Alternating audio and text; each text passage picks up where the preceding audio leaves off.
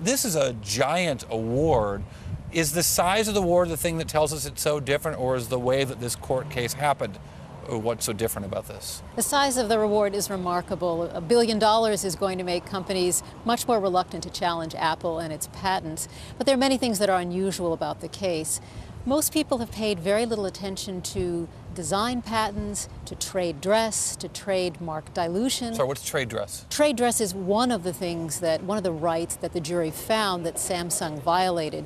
It literally means how you dress your package up to market. Okay. It's part of trademark. I saw that in the complaint, that the box itself was part of the issue here, because Samsung's box, according to Apple, was quite similar to Apple's box for the iPhone or the iPad. It's the box itself, and can also be the design itself can be part of the trade dress depending on how you shape the claim. There are also trademark dilution claims. In other words, before this, the public had an image in their mind of us, of our mark, of who we were.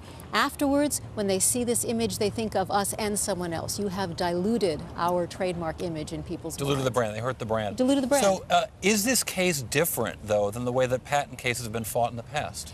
It's different in the sense that the design patents are unusual to come with this large a price tag, or even to see this much attention to be paid. And I suspect that over time we will see courts and commentators talking about whether the design patent grants have gone too far, whether we're granting those rights too easily. Well, and that's what I tried to get to this piece earlier in the show that talked about, Samsung saying, hey, they took a rectangle with rounded corners and patented that. But in fact, the patent, while the verbal description is not lengthy, there are 42 diagrams in just one of these patents that shows exactly how the drawings were done, that this device should look this certain way.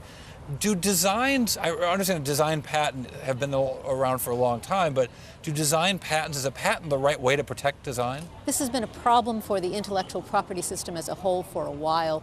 Designs are the lost child between all of the different intellectual property systems. You can reach them a little bit in the patent system, a little bit in the copyright system, a little bit in the trademark system, but it doesn't fit well in each of them. And there are definitely some clashes between the notion that a patent system, which is really made to protect function and innovation, is trying to protect something about how an item looks. Well, and it's intriguing to me too, because it's first of all, it's a very American idea, or at least the initial idea of form following function and form, and Louis Sullivan in the architecture of 100 years ago. But also the same idea of that now that design can do so much more because of technology, that form and function are more closely related, that design is not just a decoration anymore. Well, patent system believes that those two can be separated.